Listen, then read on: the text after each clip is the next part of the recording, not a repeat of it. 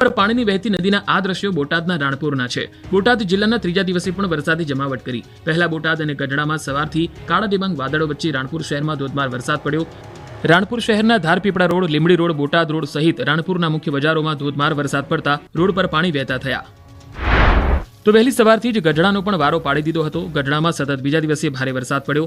ગઢડા શહેરના bus stand road, બોટાદનો ઝાંપો, ઉગામેડી રોડ, ડસા રોડ, ચોકડી સહિતના વિસ્તારમાં વરસાદ પડ્યો. આ બાજુ મોડી રાતથી સવાર સુધી જૂનાગઢમાં ધોધમાર વરસાદ ખાબક્યો. મેઘરાજાએ તોફાની બેટિંગ કરતા રસ્તાઓ પર વરસાદી પાણી ફરી વળ્યા. વરસાદ થતા નવરાત્રીના આયોજકોમાં ચિંતાનું મોજું ફરી વળ્યું. ગીર સોમનાથ, જૂનાગઢ, ખેડા જિલ્લામાં પણ વરસાદ નોંધાયો. નવરાત્રી પહેલા સૌરાષ્ટ્રમાં પ્રી નવરાત્રીનું ધોવાણ કરવા માટે મેઘરાજા પહોંચ્યા. સોમનાથમાં સતત બીજા દિવસે વરસાદે દબદબાટી બોલાવી. વીજળીના કડાકા ભડાકા સાથે ઉના શહેર અને આસપાસના ગામડાઓમાં વરસાદ પડ્યો હતો તો રોડ પાણી થઈ ગયા હતા. ભારે વરસાદથી વાતાવરણમાં ઠંડક પ્રસરી તો ગરબા આયોજકોના જીવ અદ્ધર થઈ ગયા. તો જૂનાગઢમાં બપોર બાદ વરસાદી માહોલ જામ્યો. કાળા ડિબાંગ વાદળો વરસી પડ્યા. ધોધમાર વરસાદથી રોડ પર પાણી વહેતા થયા હતા. વરસાદને લઈને ખેલૈયાઓમાં ચિંતા વધી. જતા જતા જમાવટના દ્રશ્યો ધોરાજીના છે.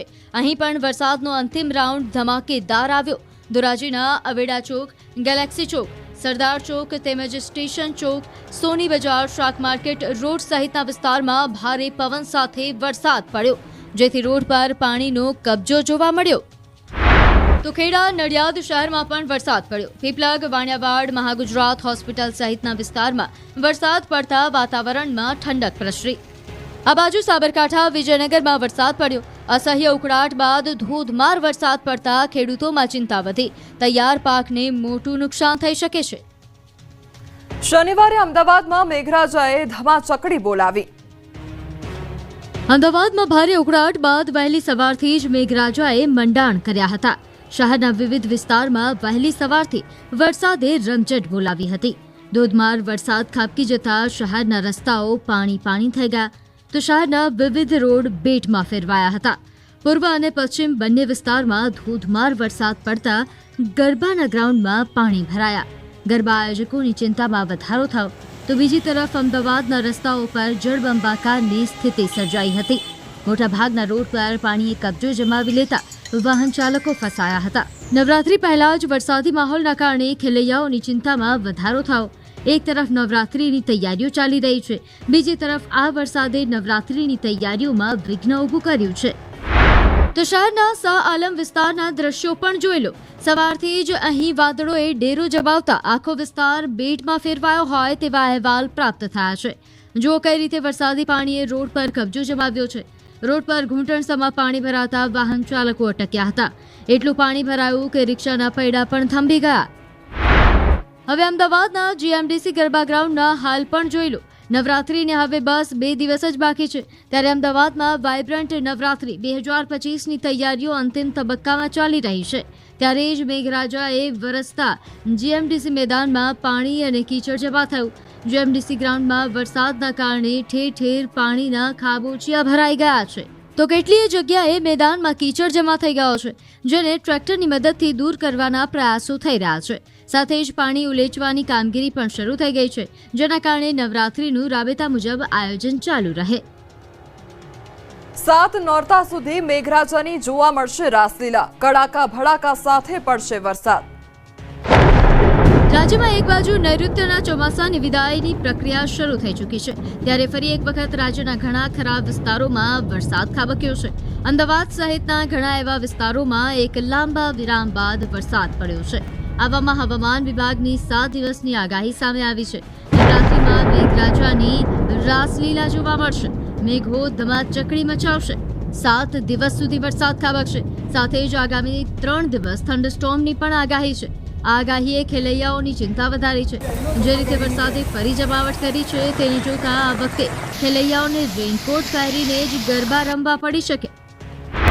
आने वाले 7 दिनों के लिए जो गुजरात स्टेट के लिए फोरकास्ट है उसमें लाइट टू मॉडरेट रेन का पूर्वानुमान है गुजरात रीजन और सौराष्ट्र रीजन के लिए और थंडरस्टॉर्म की वार्निंग जिसमें आने वाले 3 दिनों के लिए थंडरस्टॉर्म की वार्निंग है जिसमें विंड की स्पीड 30 से 40 किलोमीटर पर आवर के आसपास रहने का पूर्वानुमान है.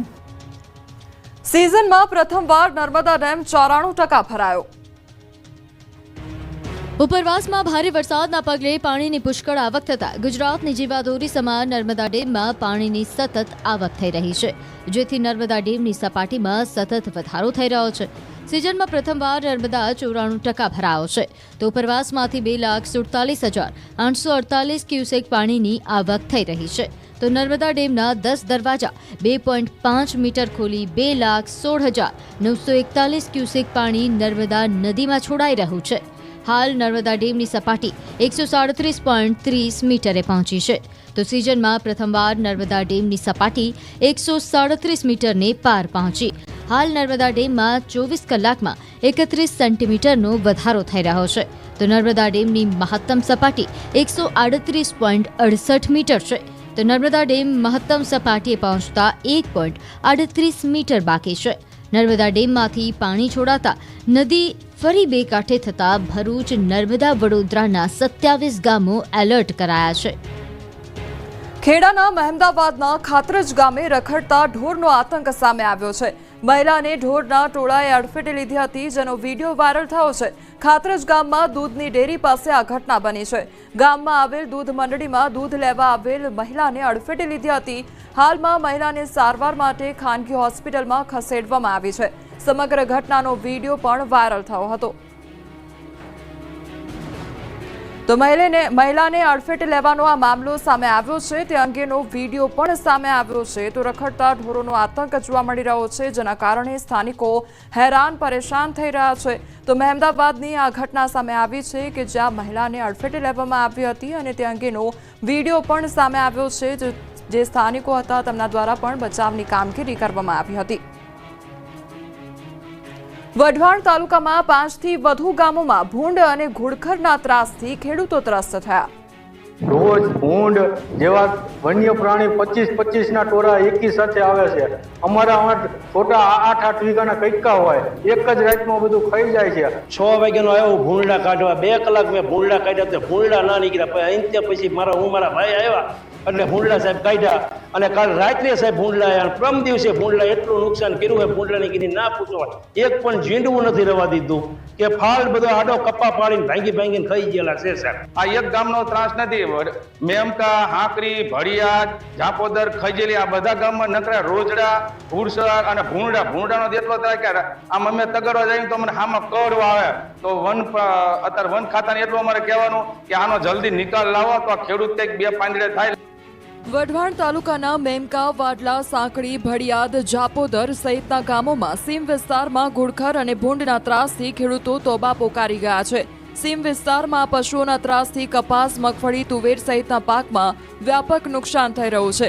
ઘુડખરની વસ્તીમાં સતત વધારો થતા ઘુડખર હવે અભયારણ્ય વિસ્તાર છોડી ગ્રામ્ય વિસ્તાર સુધી પહોંચી ગયા છે. ઘુડખર અને ભૂંડ 1-2 નહીં પરંતુ 25 કે તેથી વધુના ટોળામાં ખેતરોમાં ઘૂસી જાય છે અને ઊભા પાકમાં ફરી વળે છે. કપાસના ઝીંડવા ખાઈ જઈ કપાસના પાકમાં મોટા પ્રમાણમાં નુકસાન પહોંચાડી રહ્યા છે. ઘુડખર અને ભૂંડના ત્રાસથી ખેડૂતોને સતત ખેતરોમાં રખોપું કરવાની નોબત આવી છે.